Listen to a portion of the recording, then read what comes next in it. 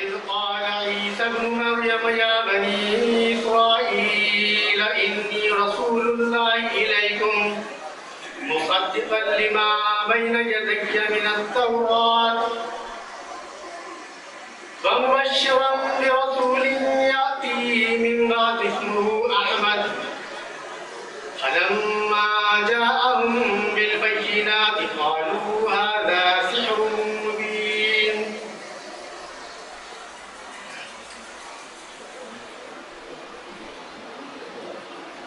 قابل عزت احترام مجاہدین اسلام،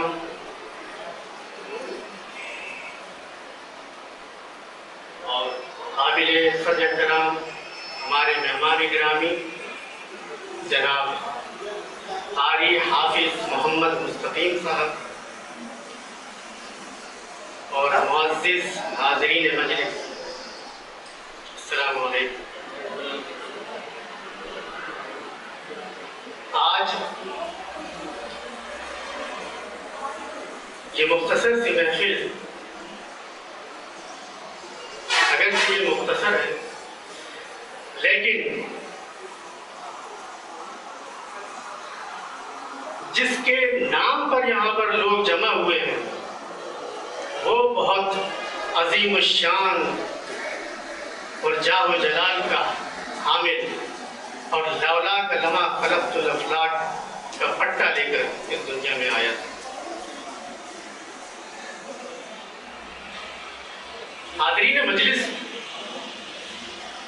جس طرح ایک بیج زمین میں جاتا ہے پھر اس میں سے ایک موڑ نکلتا ہے، پھر وہ پروان چڑھتا ہے، اس میں شاخیں نکلتی ہیں، پتے نکلتے ہیں، پھول نکلتے ہیں۔ جب آپ درخت کے کسی حصے سے آپ پوچھیں کہ بھئی تو کیوں پیدا ہوا، جڑ سے پوچھے کہ تو کیوں آئی، تو کیوں پیدا ہوئی، تو وہ کہے گی کہ کوئی آنے والا ہے، کوئی آنے والا ہے۔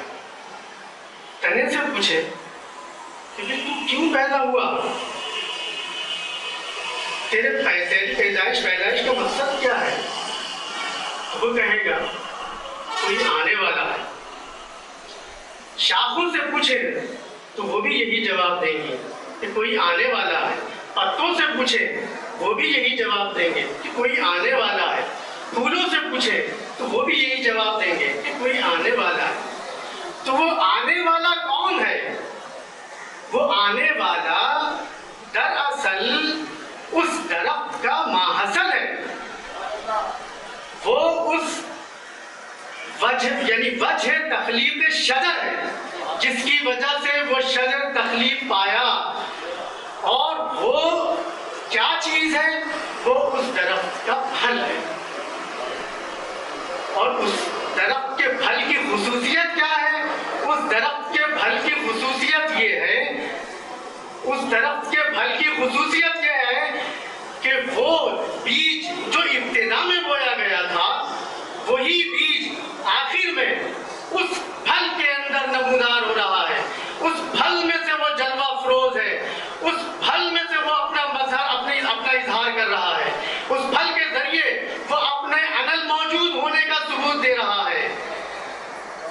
تو بالکل دوستو یہی کیفیت ہے کہ حضرت صلی اللہ علیہ وسلم نے فرمایا کہ انا من نور اللہ وکل شیء من نوری، کہ میں اللہ کے نور سے ہوں اور یہ تمام اشیاء، یہ پوری کائنات میرے نور سے بنی ہے۔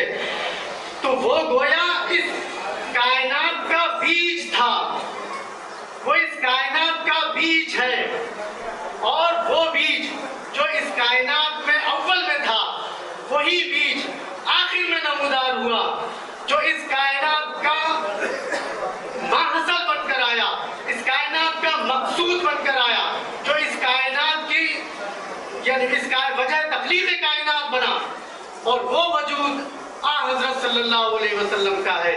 اسی وجہ سے پوری کائنات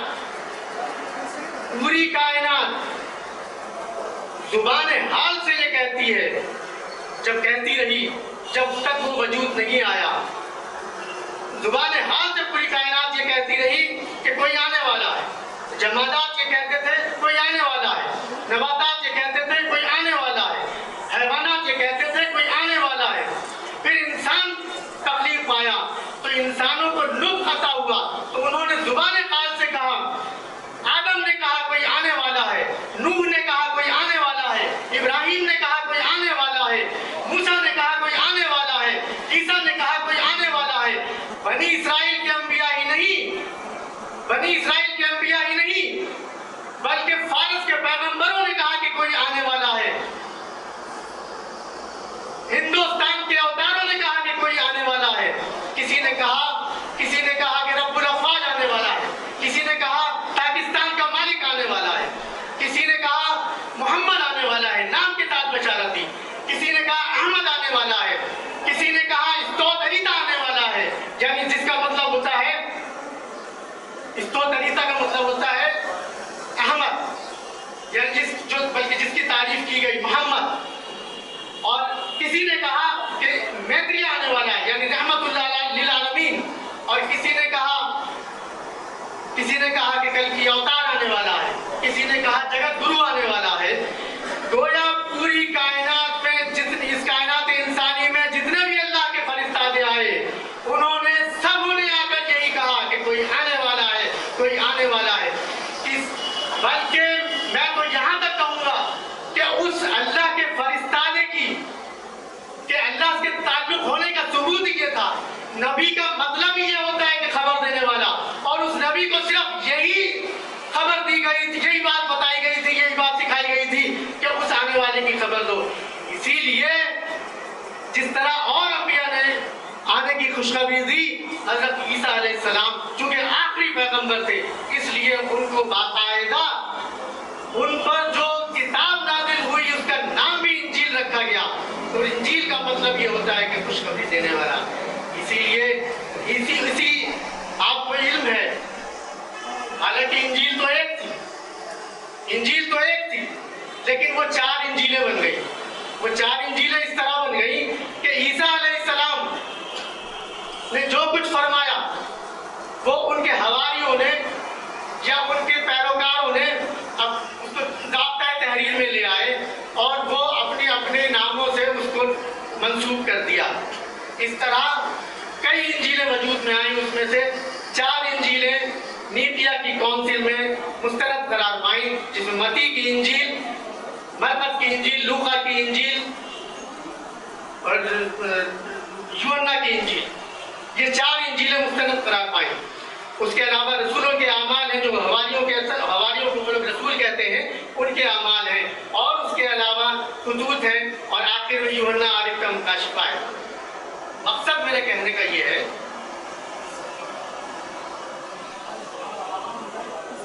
اب ٹائم بہت مختصر ہے، میں صرف چونکہ میرے پاس وقت کم ہے تو میں ایک بات کر کے پھر آپ سے رخصت چاہوں گا کہ ان اناجیل میں جیسے ہمارے پیش رو ایک مقرر نے ایک صاحب نے یہ بات کہی کہ محمد کے ساتھ بشارت موجود ہے، لیکن یہ جو محمد کے ساتھ بشارت موجود ہے وہ برنباس کی انجیل میں ہے، وہ برنباس کی انجیل میں ہے جس کا حوالہ انہوں نے دیا۔ لیکن حضرت عیسیٰ علیہ السلام نے محمد کے ساتھ ساتھ احمد کے نام سے بھی بشارت دی ہے، جیسے کہ میں نے آیت تلاوت کی، اور اس کا ترجمہ کلدانی زبان میں فارقلیت ہوتا ہے۔ تو وہ فارقلیت لفظ انجیل میں آج تک یعنی 1895 تک موجود تھا، اور اس لفظ کو انہوں نے 1895 کے بعد خارج کر دیا اپنی انجیل میں سے۔ تو ان انجیلوں میں جتنی بھی انجیلیں تھیں، اور خاص طور پر یوحنا کی انجیل میں بار بار یہ پیشن گوئی آئی ہے، یعنی باب نمبر 14 یوحنا کی انجیل کا، باب نمبر 15 اور باب نمبر 16 وہ انہی پیشن گوئیوں سے بھرا پڑا ہے۔ تو یوحنا کے باب نمبر 14 میں حضرت عیسیٰ علیہ السلام فرماتے ہیں، آیت نمبر 15 اور 16 ہے، حضرت عیسیٰ علیہ السلام فرماتے ہیں اگر تم مجھ سے محبت رکھتے ہو تو میرے حکموں کو پورا کرو گے، اور میں باپ سے درخواست کروں گا تو وہ دوسرا مددگار تمہیں بخشے گا کہ ابد تک تمہارے ساتھ رہے۔ تو ابد تک ساتھ رہنے والا جو مددگار ہے وہ کون ہو سکتا ہے؟ وہ وہی ہو سکتا ہے جو حیات النبی صلی اللہ علیہ وسلم ہے، جنہوں نے جن کی موجودگی کا سب سے بڑا ثبوت یہ ہے کہ پوری کائنات انسانی میں کہیں پر اولیاء اللہ پیدا نہیں ہوتے سوائے عالم اسلام کے اور مسلمانوں کے۔ مسلمانوں میں اولیاء اللہ کا پیدا ہونا خاتم النبیین احمد مصطفیٰ محمد مصطفیٰ صلی اللہ علیہ وسلم کے حیات النبی ہونے اور حیات ابدی کا حامل ہونے کا ثبوت ہے۔ اس کے علاوہ حضرت عیسیٰ علیہ السلام اسی باب کے یوحنا باب 14 کے آیت نمبر 26 میں فرماتے ہیں کہ لیکن مددگار یعنی روح القدس جس کو باپ میرے نام سے بھیجے گا وہ سب باتیں بتلائے گا اور جو کچھ میں نے تمہیں کہا ہے وہ سب تمہیں یاد دلائے گا۔ تو حضور صلی اللہ علیہ وسلم اب وہ یہ کہتے ہیں کہ یہ جو مددگار ہے وہ روح القدس ہے، لیکن وہ آگے بھول جاتے ہیں کہ آگے عیسیٰ علیہ السلام کیا فرما رہے ہیں۔ آگے عیسیٰ علیہ السلام یہ فرماتے ہیں کہ میں باپ سے درخواست کروں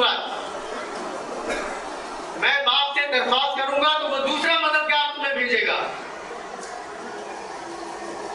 میں باپ سے درخواست کروں گا تو وہ دوسرا مددگار تمہیں بھیجے گا اور میرا جانا تمہارے لیے فائدہ مند ہے، کیونکہ اگر میں نہ جاؤں تو وہ دوسرا مددگار نہیں آئے گا، اور جب میں جاؤں گا تو وہ آ جائے گا، میں اس کو بھیج دوں گا۔ یہ یوحنا باب 16 میں حضرت عیسیٰ علیہ السلام نے فرمایا۔ سوال یہ ہے کہ اگر وہ روح القدس ہے، جیسا کہ یہ لوگ کہتے ہیں عیسائی کہ وہ روح القدس تھا، اور وہ روح القدس جو ہے پینتیکوس کے دن یعنی عید وہ ایک مناتے ہیں، اس روز روح القدس سے سب بھر گئے تھے اور وہ روح القدس ان پر نمودار ہوا تھا عیسیٰ کے حواریوں پر، اس روز یہ پیشن گوئی پوری ہو گئی۔ لیکن عیسیٰ علیہ السلام یہ فرماتے ہیں کہ جب تک میں نہ جاؤں وہ دوسرا مددگار نہیں آئے گا، اور اگر میں جاؤں گا تو وہ دوسرا مددگار تمہارے پاس بھیج دوں گا۔ سوال یہ ہے کہ روح القدس تو حضرت عیسیٰ علیہ السلام پر حضرت عیسیٰ علیہ السلام کے حیات طیبہ میں اترا۔ جب یوحنا بپتسمہ دینے والے نے بپتسمہ دیا، عیسیٰ علیہ السلام نے بپتسمہ لیا تو آسمان کا دروازہ کھل گیا۔ یہ یوحنا باب 3 میں ہے، یوحنا باب 3 میں نہیں، متی کے باب 3 میں ہے کہ آسمان کا دروازہ کھل گیا اور عیسیٰ علیہ السلام نے روح القدس کو کبوتر کی مانند اپنے اوپر اترتا ہوا دیکھا۔ تو روح القدس تو حضرت عیسیٰ علیہ السلام کے دور میں ہی تھا اور حضرت عیسیٰ علیہ السلام پہ اترتا تھا۔ تو وہ جو روح القدس جس کا حضرت عیسیٰ علیہ السلام پیشن گوئی فرما رہے ہیں، وہ روح القدس یہ روح القدس نہیں ہے، کیونکہ عیسیٰ علیہ السلام تو فرماتے ہیں کہ وہ روح القدس میرے جانے کے بعد آئے گی، اور پھر یہی نہیں فرماتے، اسی یوحنا باب 16 کے 15 اور 16 آیت میں حضرت عیسیٰ علیہ السلام فرماتے ہیں کہ مجھے تم سے اور بھی بہت سی باتیں کہنا ہے، لیکن اب تم میں ان کی برداشت نہیں، لیکن جب وہ یعنی روح حق آئے گی تو تمام سچائی کی راہ دکھلائے گی اور وہ اپنی طرف سے کچھ نہ کہے گی، بلکہ جو کچھ سنے گی وہ روح یا جو کچھ سنے گا وہ وہی کہے گا، اپنی طرف سے کچھ نہیں کہے گا، اور وہ آئندہ کی خبریں دے گا۔ تو وہ کون سا وجود ہے جو آئندہ کی خبریں دینے والا تھا؟ پینتیکوس کے دن کوئی پیشن گوئی نہیں کی روح حق نے، پینتیکوس کے دن کوئی بات ایسی نہیں کی جو اللہ کی طرف سے ہو، سوائے اس کے کہ وہ भर गए। रूहुल कुदस से भर गए तो उससे क्या होता है? मतलब इंसान जज्बात में, मुझे जज्बात में भी समझ सकता है कि मैं रूहुल कुदस से भर गया।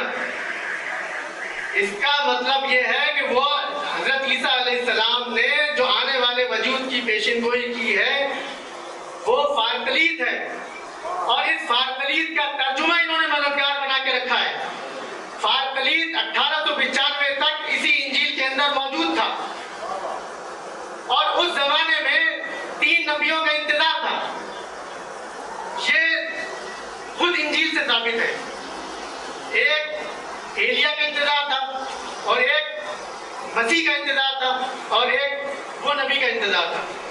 तो जब यहूदियों को पता लगा कि एक बयाबा में पुकारने वाले की आवाज आती है, यूहन्ना बपतिस्मा देने वाला मुनादी कर रहा है कि तौबा करो क्योंकि आसमान की बादशाही नजदीक है।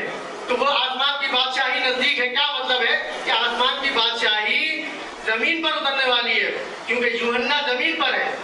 तो उस आसमान की बादशाही को जमीन पर नाफिज होना था, उसकी मनादी कर रहा था यूहन्ना। तो जब यहूदियों को पता लगा तो उन्होंने काहिनों और लावियों को भेजा पता करने के लिए कि वो ये कौन है जो आवाज आ रही है। तो जब वो काहिन और लावी वहां पहुंचे तो उससे सवाल किया, तो उस पर उसने कहा, इंजील में आता है कि उसने इकरार किया, इनकार नहीं किया, बल्कि इकरार किया कि मैं मसीह नहीं। तो उस पर उन्होंने पूछा कि क्या तू एलिया है? तो उसने कहा मैं एलिया भी नहीं। तो उन्होंने पूछा कि क्या तू वो नबी है? तो उसका भी उसने इनकार किया। लेकिन मसीह ने कहा,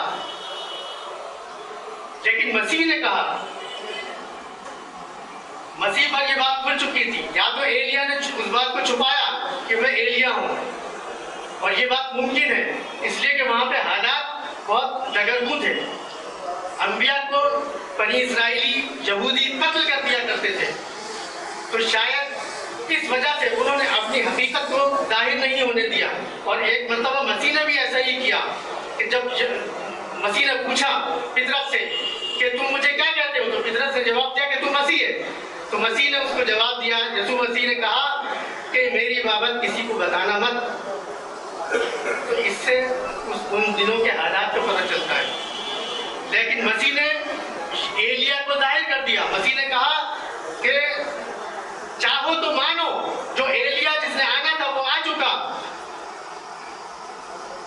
और यूहन्ना बपतिस्मा देने वाले की तरफ इशारा करते हुए कहा कि जिसके कान हो वो सुन ले।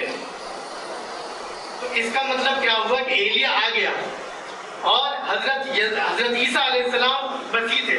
खुद कुरान से भी ये बात साबित है, कुरान ने भी उनको मसीह इब्न मरियम कहा। अब मसीह आ गया, एलिया आ गया, 2 नबियों का इंतजार था, वो दोनों नबी आ गए। तो वो नबी किधर है? उसके बाद किसी ने वो नबी होने का दावा नहीं किया। हजरत ईसा अलैहिस्सलाम ने भी कभी वो नबी होने का दावा नहीं किया। वो नबी की तफसीर बाइबल में आती है कि वो नबी की तफसीर क्या है? वो नबी है जिसके मुताल्लिक हजरत मूसा अलैहिस्सलाम ने पेशनगोई की थी। मूसा अलैहिस्सलाम ने पेशनगोई इस तरह में की थी, खुदा ने मूसा अलैहिस्सलाम को मुखातिब होकर फरमाया था कि उनके लिए उन्हीं के भाइयों में से तेरी मानंद एक नबी बर्पा करूंगा, और उसके मुंह में अपना कलाम डालूंगा, और मैं उसे जो हुक्म दूंगा वही वो उनसे कहेगा। और जो कोई मेरी उन बातों को जिनको वो मेरा नाम लेकर कहेगा ना सुने, तो मैं उनका उससे हिसाब लूंगा। और जो कोई नबी गुस्ताख बनकर मेरे अपनी तरफ से मेरे नाम से कोई बात कहे, और जिसको कहने का मैंने हुक्म नहीं दिया, तो वो नबी कत्ल किया जाए। ये पेशिनगोई थी। और इस पेशिनगोई को ईसाई क्या कहते हैं कि ये ईसा अलैहिस्सलाम पर ही पूरी हो गई। ईसा अलैहिस्सलाम का एहतराम अपनी जगह पर, लेकिन कुरान का हुक्म है कि अंतुद्दुल अमानात इला अहलिया, कि अमानतें अहल के सुपुर्द की जाए। तो इस पेशिनगोई के अहल एक ही हस्ती है, और वो है आक़ाए नामदार मुंबई अनवार खातमुन नबी मोहम्मद मुस्तफ़ा सल्लल्लाहु अलैहि वसल्लम। کیونکہ ان کے اس میں لکھا ہے کہ ان کے لیے انہی کے بھائیوں میں سے. تو اب عیسائی یہ کہتے ہیں کہ وہ بنی اسرائیلی تھے، اس وجہ سے وہ انہی کے بھائیوں میں سے ہوئے. حالانکہ اگر وہ عیسیٰ علیہ السلام تو بنی اسرائیلی تھے، لیکن اگر عیسیٰ علیہ السلام کے لیے پیشن گوئی ہوتی تو وہ اس طرح نہیں آتی، بلکہ وہ یوں آتی کہ میں ان کے لیے انہی میں سے ایک نبی برپا کروں گا. لیکن یہ نہیں ہے کہ وہ میں ان کے لیے انہی میں سے. پیشن گوئی یہ ہے کہ میں ان کے لیے انہی کے بھائیوں میں سے. تو ان کے بھائی کون؟ حضرت ابراہیم کے 2 بیٹے اسحاق اور اسماعیل. اسحاق کے بیٹے یعقوب، یعقوب کا نام، یعقوب کا لقب اسرائیل تھا، ان کی اولاد بنی اسرائیل کہلاتی ہے. اور حضرت اسماعیل علیہ السلام جو دوسری شاخ ہے، حضرت ابراہیم کے دوسرے بیٹے، بڑے بیٹے، ان سے جو اولاد چلتی ہے، جو نسل چلتی ہے، اس کو بنی اسماعیلی کہتے ہیں. تو وہ جو بنی اسرائیلی ہیں وہ بنی اسماعیلی کے بھائی ہیں. تو یہی پیشن گوئیوں میں درج تھا، پیشن گوئی کی گئی تھی. اور تیری مانند نبی برپا کروں گا. تو موسیٰ علیہ السلام اور عیسیٰ علیہ السلام ایک دوسرے کے ایسا ہے جیسے ایک درخت کی 2 شاخیں ہیں. ایک شاخ اس طرف ہے، ایک شاخ اس طرف ہے، ان میں کوئی مماثلت نہیں ہے. حالانکہ درخت تو ایک ہی ہے، دونوں اللہ کے فرشتات ہیں، لیکن دونوں ایک جلالی نبی ہے اور ایک جمالی نبی ہے. ایک یہ کہتا ہے، اس کی پوری تعلیمات بھری پڑی ہے کہ آنکھ کے بدلے آنکھ، دانت کے بدلے دانت. جبکہ عیسیٰ علیہ السلام کی تعلیم کیا ہے کہ ایک گال بچے پر دوسرے بھی حوالے کریں. تو ایسے نبی کی مماثلت بتانا یہ ایسا ہی ہے جیسے 2 انسانوں کو مماثلت بتا دی کہ اس کی بھی 2 آنکھیں، اس کی بھی 2 آنکھیں، اس کے بھی ایک ناک ہے، اس کی بھی ایک ناک ہے، اس کے 2 کان ہیں، اس کے بھی. ایسی مماثلتیں نہیں کریں. حضور صلی اللہ علیہ وسلم چونکہ تمام انبیاء کے انوار کے حامل ہیں، اس لیے ہر نبی کی مماثلت آپ کو حضور صلی اللہ علیہ وسلم میں نظر آئے گی. کوئی بھی نبی ہو، آدم سے لے کر عیسیٰ علیہ السلام تک، تمام انبیاء کی مماثلتیں آپ کو حضور صلی اللہ علیہ وسلم میں نظر آئیں گی. اور بالخصوص حضرت موسیٰ علیہ السلام کی مماثلت عیسیٰ علیہ السلام میں تھی. اسی وجہ سے پورے قرآن کریم میں صرف ایک ہی نبی ہے جس کا ذکر سب سے زیادہ قرآن کریم میں وہ حضرت موسیٰ علیہ السلام. کیونکہ اکثر معاملات میں حضرت موسیٰ علیہ السلام سے مماثلت پائی جاتی تھی آقا نامدار صلی اللہ علیہ وسلم.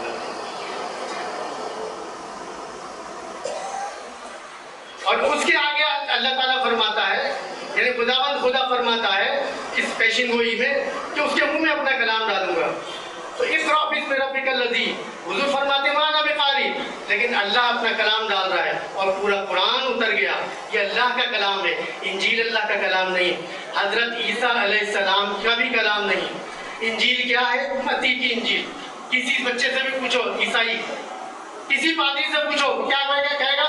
متی کی انجیل ہے.